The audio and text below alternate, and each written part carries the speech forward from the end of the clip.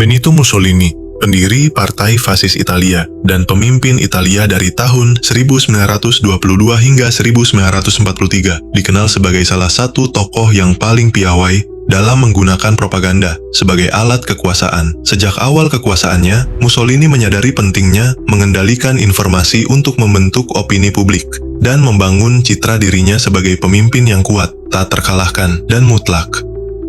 Awal mula propaganda fasis.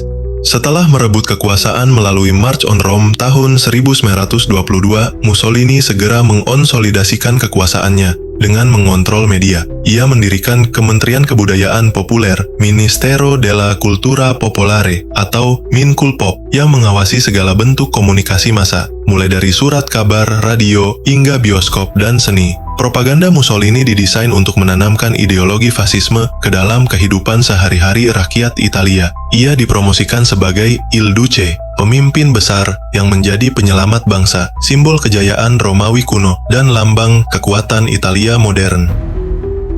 Media sebagai alat dominasi. Mussolini paham bahwa mengontrol narasi adalah kunci mempertahankan kekuasaan. Ia membatasi kebebasan pers, menyensor berita asing, dan memaksa surat kabar lokal untuk hanya menerbitkan konten pro-pemerintah. Radio menjadi alat utama propaganda, dengan pidato-pidatonya yang disiarkan secara nasional dan diulang-ulang.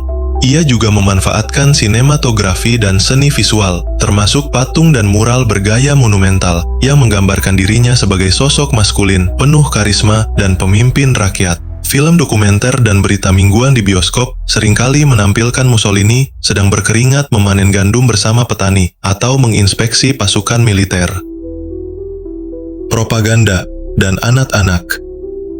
Propaganda Mussolini tak hanya menargetkan orang dewasa, tetapi juga anak-anak. Ia mendirikan organisasi pemuda, seperti Opera Nazionale Balilla, yang mendidik anak-anak Italia dalam semangat fasisme, disiplin militer, dan kesetiaan total kepada negara, dan Il Duce.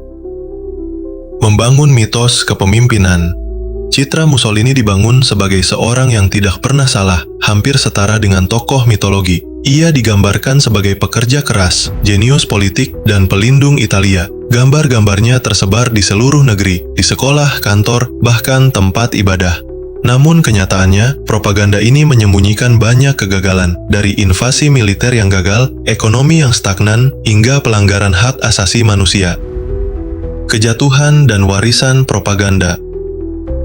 Ketika Italia kalah dalam Perang Dunia II dan Mussolini digulingkan tahun 1945,